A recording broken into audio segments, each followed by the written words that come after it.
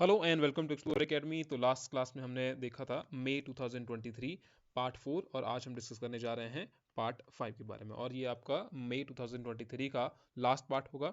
इसके बाद हम जो मंथली एमसीक्यू है, जैसे कि अभी तक हम करते जा रहे थे, तो उसके बाद आपकी वीडियो जो है वो 5 दिन के बाद आएगी।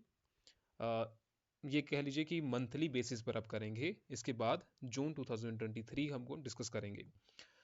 तो आई होप कि सभी की तैयारी बहुत अच्छी चल रही होगी। और आज की क्लास की शुरुआत करते हैं। जो भी इस चैनल पर नए हैं वो वीडियो को लाइक और चैनल को सब्सक्राइब करना ना भूलें। और अपने जो भी सजेशंस हैं, आपके समझ आ रहा है नहीं आ रहा है, क्या चीज़ें ऐड करने की ज़रूरत है, वो आप कमेंट सेक्शन में ज़रूर बताइएगा। इसकी पीडीएफ आपको फ्रीली हमारे टेलीग्राम चैनल पर मिल जाएगी, जिसका लिंक आपको डिस्क्रिप्शन में मिलेगा। ठीक है। Question number 1, which state hosted the joint flood relief exercise जल राहत। क्वेश्चन पूछा जाए किस राज्य ने संयुक्त बाढ़ राहत अभ्यास जल राहत की मेजबानी की।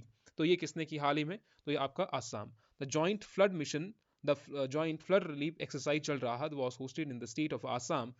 अब इसका एम क्या था देखिए, ये भी थोड़ा बहुत आप याद रख सकते हैं। Aim to validate joint drills and coordinate preparedness by multi agency flood relief columns. कि अगर कभी बाढ़ आती है तो उसके अभ्यास आपको पहले से होने चाहिए, उसकी तैयारियां पहले से होनी चाहिए। यही है आपका जल राहत। नेक्स्ट क्वेश्चन हमारे पास है, which institution release the turning of the tap how the world can and plastic pollution and create a circular economy report. एक आपको क्या पता होना चाहिए यहाँ पर कि सर्कुलर रिपोर्ट का मतलब क्या होता है। दूसरा, ये किससे बात कर रहा है? ये बात कर रहा है यहाँ पर turning of the tap, plastic pollution से रिलेटेड है। तो किस संस्था ने turning of the tap how the world can and plastic pollution and create a circular economy पर रिपोर्ट जारी की? यूनाइटेड नेशन एनवायरमेंट प्रोग्राम के द्वारा ये रिपोर्ट जारी की गई। According to the findings of the report.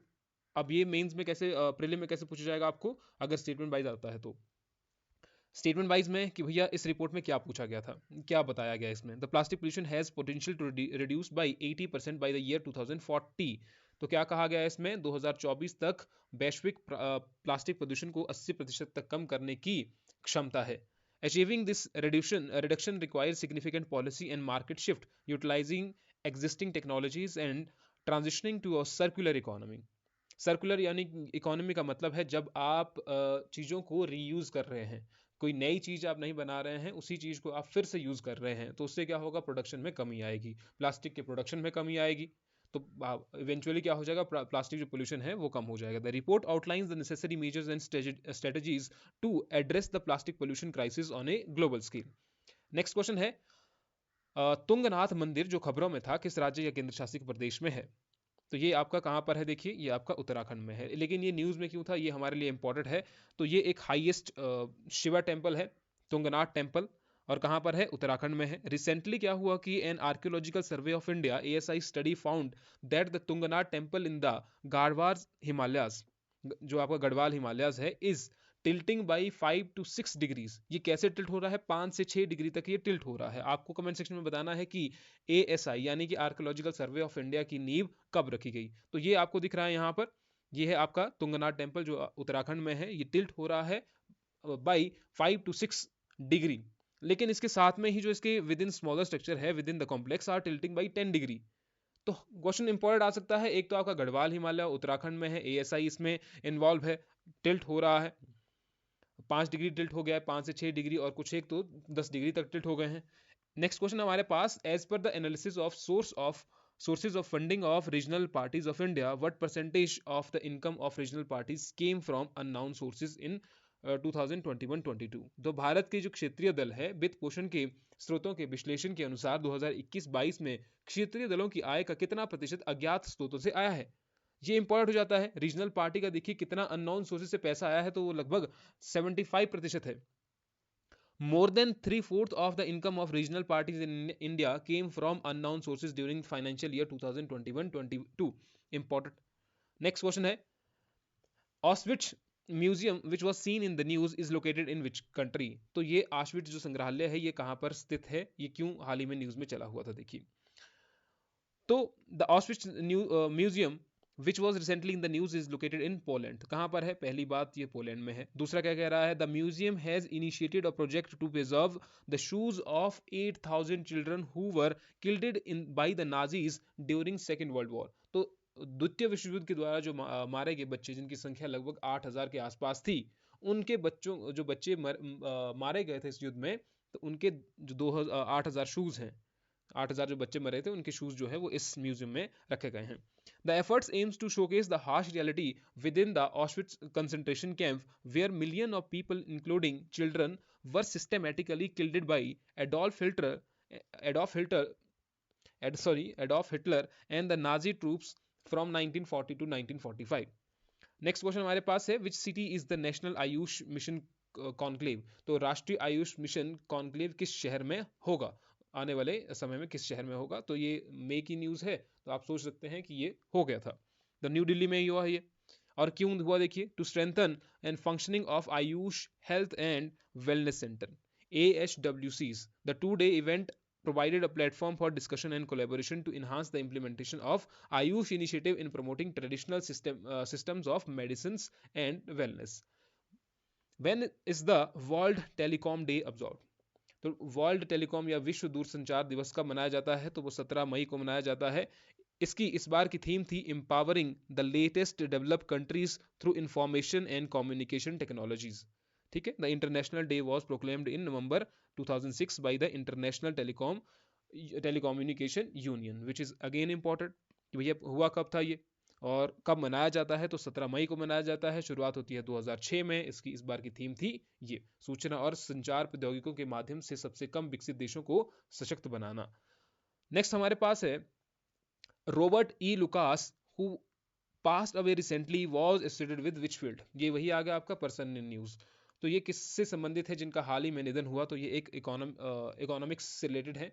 क्यों? क्योंकि इन्हें नोबेल प्राइज दिया गया था। He was an American economics associated with the University of Chicago. Dr. Lucas was awarded the Nobel Prize. इन्हें नोबेल प्राइज दिया गया था in economic sciences in 1995. He is best known for his contribution to the development of theory of rational expectation approach in macroeconomics. What is macroeconomics? तो आप बता सकते हैं। तो किस चीज़ से, कौन सी फील्ड से रिलेटेड है? तो इन्हें 1995 में आप देखिएगा कि नोबेल प्राइज भी दिया गया अर्थशास्त्र में, तो अर्थशास्त्री हैं। नेक्स्ट क्वेश्चन हमारे पास है, which institution organize the operation Dhvani? Dhvani है, वैसे ध्वस्त है ये, ठीक है, यहाँ पर होना चाहिए था, यहाँ पर ध्वस्त। तो ये किसके द्वारा, ऑपरेशन ध्वस्त किसके द्वारा शुरू किया गया? तो ये नेशनल इन्वेस्टिगेशन एजेंसी के द्वारा शुरू किया गया। This massive day long operation was conducted in collaboration with Haryana police and Punjab police. किस चीज से रिलेटेड था? टूरिज्म, जो टेररिस्ट हैं उनसे, जैसे टेररिस्ट हो गए, गैंगस्टर हो गए, ड्रग स्मगलर्स हो गए, उनसे रिलेटेड था। Operation span for 8 states and it aim to address and dismantle criminal network involved in these illicit activities. Death cap mushroom is a poisonous fungus found across which region? तो death camp mushroom किस क्षेत्र में पाया जाने वाला एक जहरीला कवक है? तो ये यूरोप में पाया जाने वाला एक जहरीला कवक है। It is responsible for significant portion of fatalities resulting from the consumption of poisonous mushroom each year. तो क्या होता है कि कई बार पता नहीं लगता है कि ये सही वाला मशरूम है कि नहीं है, तो कई बार इसका सेवन कर लेते हैं तो कई लोगों की मृत्यु इससे हो जाती है। Researchers at China's Sun Yatsen University have discovered a potential antidote for the death cap mushroom poisoning. तो हाल ही में क्या किया कि जो चीन की एक यूनिवर्सिटी है उनके शोधकर्ताओं ने इसका एंटीडोट निकाला है। नेक्स्ट क्वेश्चन है, इसलिए न्यूज में चला हुआ था, विच यूनियन मिनिस्ट्री लॉन्च 75/25 इनिशिएटिव? तो ये इसकी पहल किसके द्वारा की गई, कौन से मंत्रालय के द्वारा की गई? तो ministry of health and family welfare के द्वारा ये शुरू की गई। किस दिन? वर्ल्ड हाइपरटेंशन डे के दिन। वर्ल्ड हाइपरटेंशन डे के दिन इसकी शुरुआत की गई। The initiative aims to provide standard care for hypertension to 75 million people in India by 2025। तो जो हाइपरटेंशन से पीड़ित हैं, अभी जो उच्च रक्तचाप से पीड़ित हैं, उनकी देखभाल, और कितनी है ये पॉपुलेशन जो हाइपरटेंशन से ग्रसित है? तो 75 मिलियन पीपल इन इंडिया, और उनकी केयर करनी है, स्टैंडर्ड केयर करनी है, उन्हें स्टैंडर्ड फैसिलिटीज प्रोवाइड करवानी है by 2025। The initiative is a part of Indian government efforts to address non communicable diseases through primary health care. अगर आप यहाँ देखेंगे हाइपरटेंशन इन इंडिया, तो hypertension was defined as having systolic blood pressure level, जो आपका high होना चाहिए 140 से ज़्यादा है तो आपका ये हो गया। और डिस्टोलिक ब्लड प्रेशर क्या होता है, जब आपका बीपी जो है वो लो हो जाता है ना। एक आपका हाई बीपी वाला है, एक आपका लो बीपी वाली कंडीशन हो जाती है। तो no hypertension, heart pumping normally, तो ब्लड फ्लो जो है वो इजीली हो जाता है। देखो यहाँ पर देखो, blood flows easily through vessels, तो वेसल के थ्रू जो ब्लड है वो सिंपली जा रहा है। लेकिन इस केस में ब्लड में not flow easily through vessels. तो इस केस में आपको क्या देखने को मिलता है कि कई जगह पर लोगों की डेथ हो जाती है हार्ट अटैक से, है ना। बहुत सारे लोगों, क्योंकि ब्लड जो है वो सही तरीके से फ्लो हो नहीं पाता है। तो community wise prevalence of hypertension है, सिख में सबसे ज़्यादा है, फिर जैन में है, फिर क्रिश्चियंस में है। मेन और विमेन में सबसे ज़्यादा किसमें देखा जाए तो मेन में ज़्यादा है, विमेन में कम है। टॉप स्टेट्स यहाँ पर देखिए, जिसमें सबसे पहले आता है आपका पंजाब, फिर आपका Kerala and Telangana and Karnataka. Which state और यूनियन टेरिटरी लॉन्च द मत्स्यकारा भरोसा योजना। तो मत्स्यकारा भरोसा स्कीम, अब मत्स्यकारा है तो आपकी किससे रिलेटेड होगी, मछलियों से रिलेटेड होगी। मछलियों से इन द सेंस कि भैया जो मछलियों का व्यापार करते हो या फिर मछली पकड़ने का काम करते हो। तो ये स्कीम लॉन्च की गई आंध्र प्रदेश गवर्नमेंट के द्वारा। The initiative aims to provide financial assistance to 10,000 to the families of fisherman during the annual ban period of marine fishing which occur from 15 April to June 14। तो ये आप याद रख सकते हैं। तो फिशरमैन से रिलेटेड है, डायरेक्टली 10,000 लोगों को ये बेनिफिट दिया जाएगा स्कीम के तहत। Which state launch the state dashboard and a data and analytics powered platform to monitor government schemes, कि भैया गवर्नमेंट स्कीम्स की प्रोग्रेस क्या है, किस तरीके से उनका इंप्लीमेंटेशन हो रहा है, इसके लिए एक डैशबोर्ड लाया जाएगा। तो ये किस गवर्नमेंट के द्वारा लॉन्च किया गया हाल ही में, तो उड़ीसा गवर्नमेंट के द्वारा लॉन्च किया गया। The initiative is design to streamline the performance monitoring of government scheme and enhance data driven decision making. तो इस पहल से क्या होगा, देखिए जो सरकारी योजनाएं हैं उनके प्रदर्शन की निगरानी को सुव्यवस्थित करने और डाटा संचालित निर्णय को बढ़ाने के लिए इसका डिजाइन किया गया है। तो इसमें होगा क्या, सीएम डैशबोर्ड होगा, डिपार्टमेंट डैशबोर्ड होगा, administrative action and monitoring portal होगा, जो कि इंपॉर्टेंट है यही वाला। नहीं तो आप सीएम डैशबोर्ड तो आप हिमाचल में भी देखते हैं ना, डिपार्टमेंट डैशबोर्ड आप हिमाचल में भी देखते हैं, लेकिन एडमिनिस्ट्रेटिव एक्शन मॉनिटरिंग पोर्टल ये एक इंपॉर्टेंट चीजें है। नेक्स्ट क्वेश्चन हमारे पास है, which country is set to manufacture a genetic variant of the long acting, यह आपका कैब्रा cabotegravir drug used for HIV prevention. तो HIV प्रिवेंशन के लिए ये एक एंटीडोट या इस तरीके की जेनेटिक वेरिएंट बनाया जा रहा है। तो ये किसके द्वारा बनाया गया, तो ये south Africa. This marks the first time that the country will produce the medication locally. तो पहली बार होगा कि देश में इस दवा का स्थानीय तौर पर उत्पादन करेगा। यह कदम महत्वपूर्ण है क्योंकि अफ्रीकी महाद्वीप पर अधिकांश दवा उत्पादन केवल 38 देशों तक ही सीमित है, बाकी देश करते नहीं है, जिसके परिणाम स्वरूप 40% दवाएं स्थानीय स्तर पर निर्मित होती हैं। तो इस पहल से क्या होगा, दवाओं लोगों तक पहुंचाना, लागत कम हो जाएगी और दक्षिण अफ्रीका में दवा निर्माण में आत्मनिर्भरता को बढ़ावा मिलेगा। तो ये याद रखिएगा, HIV से रिलेटेड है, HIV की रोकथाम से रिलेटेड जो दवा बनाई जा रही है और स्थानीय तौर पर बनाई जा रही है। Which country is the host of G7 summit 2023। तो G7 शिखर सम्मेलन का मेजबान कौन सा देश करेगा इस बार, तो वह आपका जापान। इंपॉर्टेंट है, इस याद रखिएगा। रीजन क्या है इसका ये है, लेकिन आपको याद क्या रखना है, G7 के मेंबर्स। तो 7 मेंबर है G7, पहले ये G8 था, लेकिन रशिया को 2014 में सस्पेंड कर दिया गया over annexation of Crimea. Crimea पर एनेक्सेशन किया तो उसको बाहर कर दिया इससे। तो 40% ऑफ ग्लोबल GDP है। 1975 में फर्स्ट मीटिंग होती है इसकी। 1/10 जो है वो वर्ल्ड पॉपुलेशन ये है। तो इसमें देखिए कौन कौन से देश है, United states, Canada, United kingdom, France, Italy, Germany and Japan. तो कुछ एक जो डेवलप्ड जो नेशन है उनके द्वारा G7 का निर्माण किया गया है, गठन किया गया है। उसका हाल ही में जो ये हुआ है, सबमिट हुआ है, वो जापान में हुआ है। Bolt typhoon is a hacking group backed by which country. तो बोल्ट टाइफून किस देश द्वारा समर्थित एक हैकिंग ग्रुप है, तो वो चीन के द्वारा है। याद रखिएगा ये क्या कर सकता है, जैसे कोई पोटेंशियल इंफ्रास्ट्रक्चर बनाना है या कुछ इस तरीके की जहां पर कोई चीजें क्रैक नहीं हो पा रही हैं, तो ये हैकिंग वाला ग्रुप जो है वो वहां पर आएगा। The group has gained attention for developing capabilities that could potentially disrupt critical communication infrastructure between United states and the Asia during future crisis.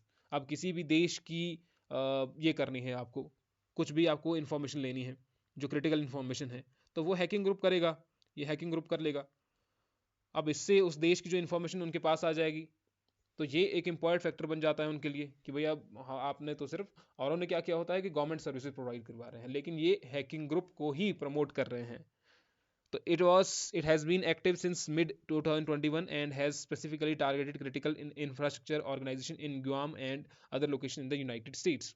तो ये साइबर सिक्योरिटी का इशू है देखिए। तो वोल्ट टाइफून आपको याद रखना है। Special protection group SPG is the force responsible for the security of which personality. अब ये न्यूज में क्यों था? अब एसपीजी आपने देखे होंगे कि प्रधानमंत्री के साथ जो है वो सिक्योरिटी वाले चलते हैं, ठीक है, तो वो होता है आपका SPG.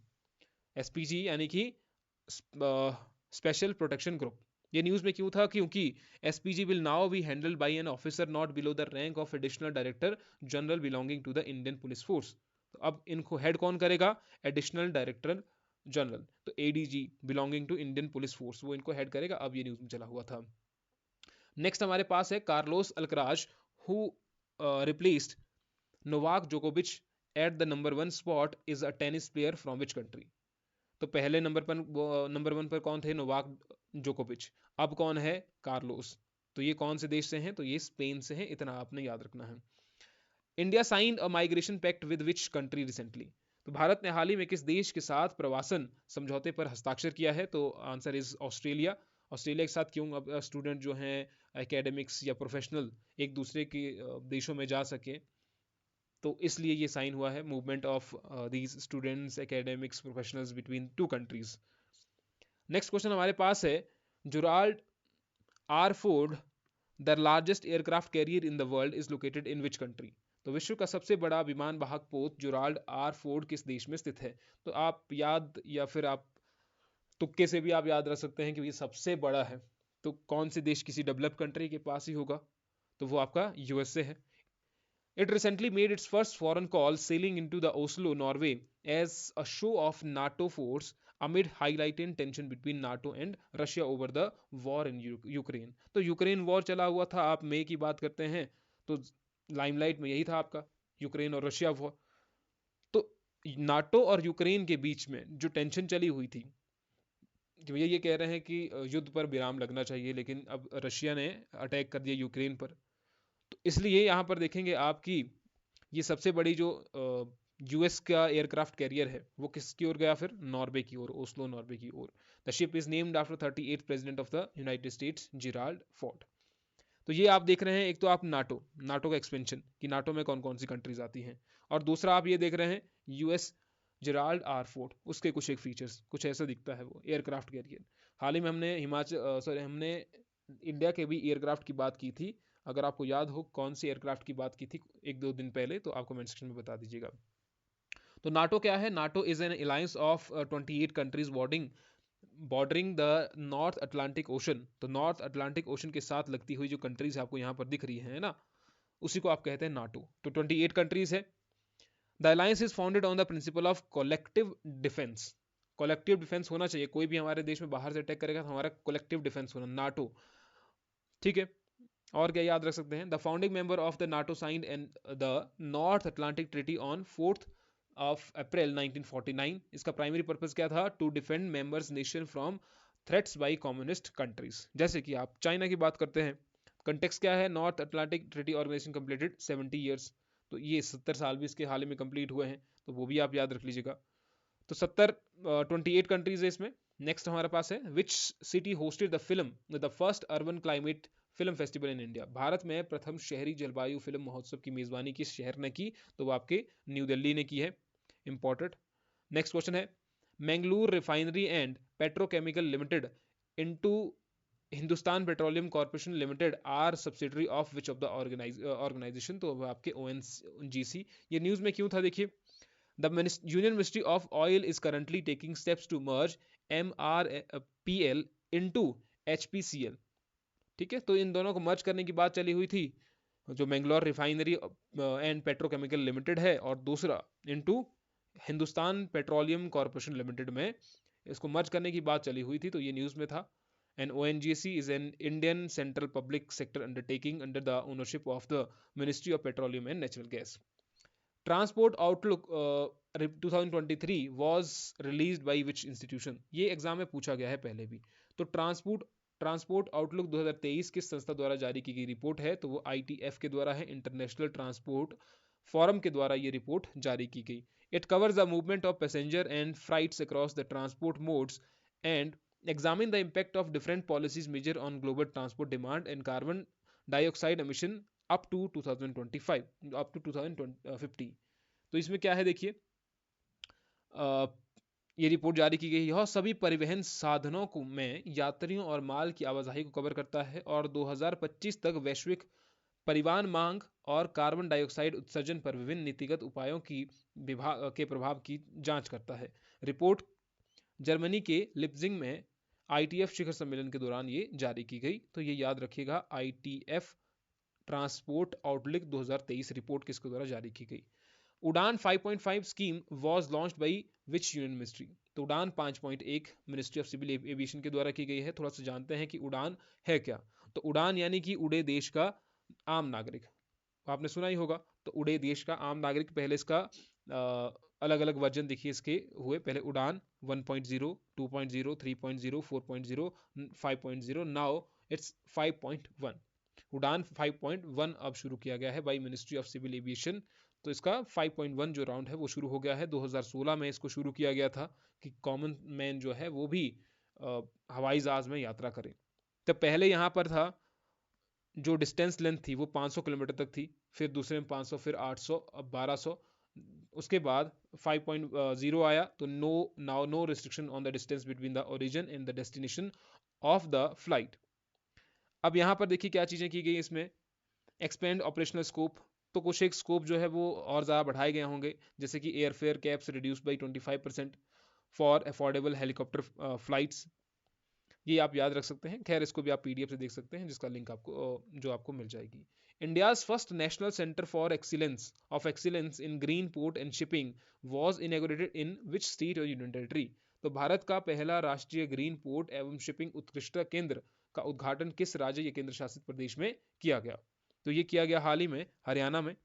This initiative is a part of green Third transition program launched by the Indian government to make country a global hub for green ship।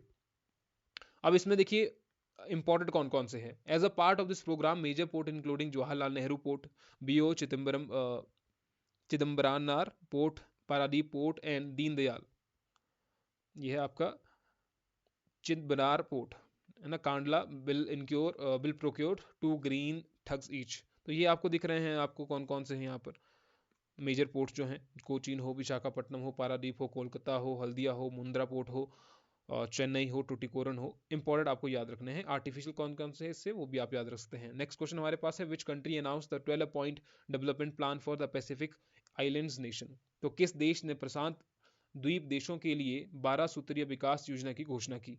तो ये किसके द्वारा घोषणा की गई है हाल ही में। तो ये की गई है इंडिया के द्वारा। क्यों? एक्ट ईस्ट पॉलिसी के द्वारा। ये बताइएगा कमेंट सेक्शन में कि एक्ट ईस्ट पॉलिसी जो थी वो कब शुरू की गई। The 12 point development agenda is a part of India's act east policy and focuses on areas such as renewable energy, health care and cyber security. तो ये आपके 12 पॉइंट है जिनको याद रखने की आपको ज़्यादा ज़रूरत तो है नहीं, लेकिन इतना याद रखिएगा 12 पॉइंट कहाँ के लिए किए गए हैं। इससे पहले हिस्ट्री में भी 12 पॉइंट आए हैं कहीं पर। बताइएगा ज़रा 12 पॉइंट किसके द्वारा बताए गए थे।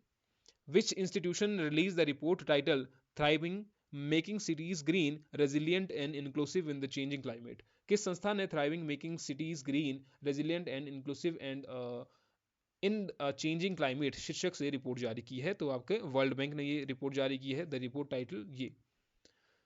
नेक्स्ट है, विच स्टेट और यूनियन टेरिटरी लॉन्च्ड मुख्यमंत्री तीर्थ दर्शन योजना। तो मुख्यमंत्री तीर्थ दर्शन योजना जो है वो किसके द्वारा शुरू की गई है। ये हाल ही मध्य प्रदेश गवर्नमेंट के द्वारा शुरू की गई है। क्यों? अब मध्य प्रदेश ने क्या किया है कि जो एल्डरली पीपल है उनको पिलग्रिमेज यात्रा पर भेजना है by air under the scheme. ठीक है, मध्य प्रदेश ने हाल ही में इस योजना के तहत बुजुर्गों को हवाई यात्रा पर भेजने वाला भारत का पहला राज्य बन गया है। पिलग्रिमेज उनको क्या भेजना है, हवाई यात्रा से भेजना है उनको। तो जहाँ पर उनकी धार्मिक जो पसंदीदा उनकी जगह है वहां पर जाना चाहते हैं।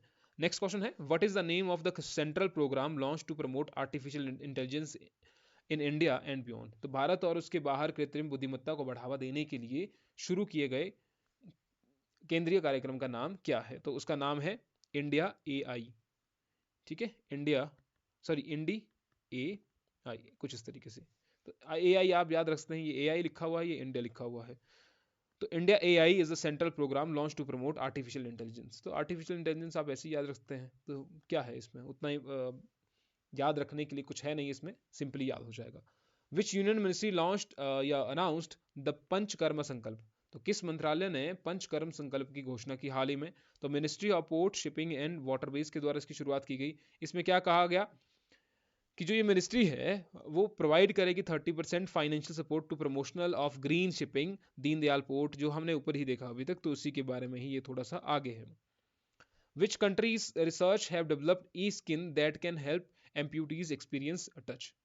किस देश ने शोधकर्ताओं ने ई स्किन विकसित की जो विकलांग व्यक्तियों को स्पर्श करने का अनुभव करने में उसे मदद कर सकती है? तो ये हाल ही में यूएसए के द्वारा किया गया। अब देखिए जो फ्यूचर जो टेक्नोलॉजी है वो इससे ज़्यादा बेहतर होने वाली है। जैसे कि एक फॉर एग्जाम्पल यहाँ पर भी दिया हुआ एग्जाम्पल कि आप फ़ोन से ही देख पाएंगे, आप वो महसूस कर पाएंगे कि उस कपड़े का जो स्टफ़ है वो कैसा है।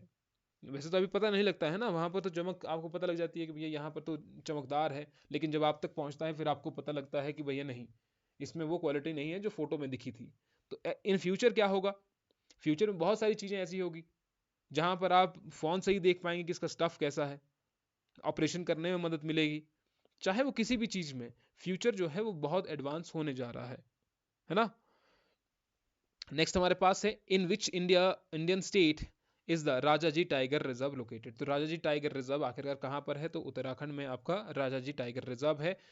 इन रिसेंट कंजर्वेशन जो एफर्ट थे यहाँ के लिए उठाए गए, कुछ एक कदम उठाए गए, एंड टाइग्रेसिस जो थी उनको रीलोकेट किया गया from the Corbett national park और टाइगर रिजर्व। तो इतना भी आप याद रख सकते हैं, इसीलिए न्यूज़ में चला हुआ था ये। विच country recently experience the African plume heat wave.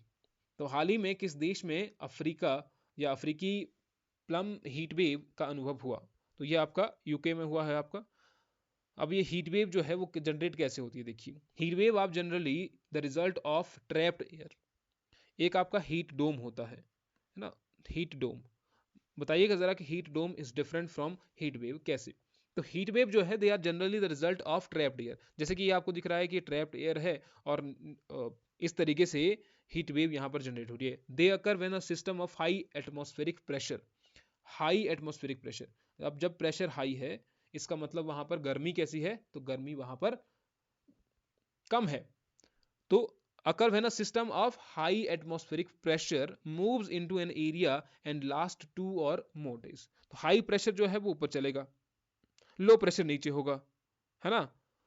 तो heat waves form when high pressure aloft strengthen and remains over a region for several days to several weeks। High pressure system forces air downwards. This force prevents air from the ground from rising. The sinking air acts like a cap.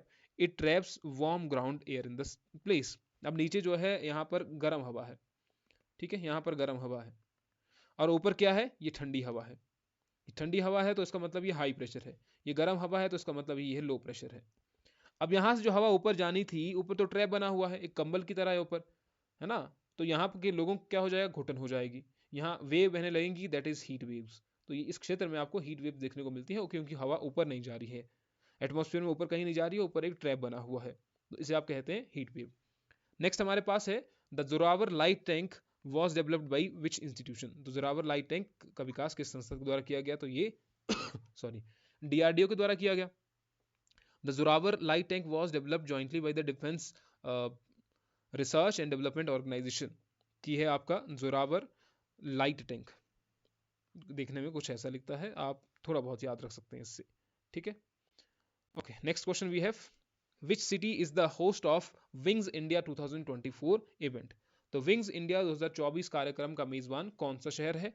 Answer is Hyderabad. The theme of the event is connecting the world and setting the stage for India at the rate 2047, तो 2047 तक 100 years of India's independence to commemorate the 100 years of independence। तो ये थे आपके मई 2023 के current affair. तो इसी के साथ हमारे मई के करंट अफेयर खत्म हो जाते हैं। हमने 5 हिस्से किए और 5 में आपके सारे इंपॉर्टेंट क्वेश्चन यहाँ से डिस्कस हो गए। इसके बाद जो हम आप डिस्कस करेंगे वो आपका मंथली बेसिस पर होगा। तो हो सकता है वो थोड़ी सी ज़्यादा लंबी वीडियो हो, जो भी अभी रेगुलरली देख रहे हैं, हो सकता है 2 घंटे तक की वीडियो हो। तो क्योंकि ना इसको मंथली बेसिस पर किया जाए और हिमाचल की जो वीडियो है वो जल्दी आ जाएगी। अब दूसरा जो हिस्सा था पहला, अगर किसी ने नहीं देखा है तो दिसंबर के हिमाचल के करंट अफेयर वो देख लीजिएगा। अब हम मई के करंट अफेयर करेंगे, हिमाचल के मई 2023 के हिमाचल के करंट अफेयर करेंगे। दोनों की पीडीएफ आपको टेलीग्राम चैनल पर मिल जाएगी। इसी के साथ आपसे नेक्स्ट वीडियो में मिलते हैं। Till then, thank you.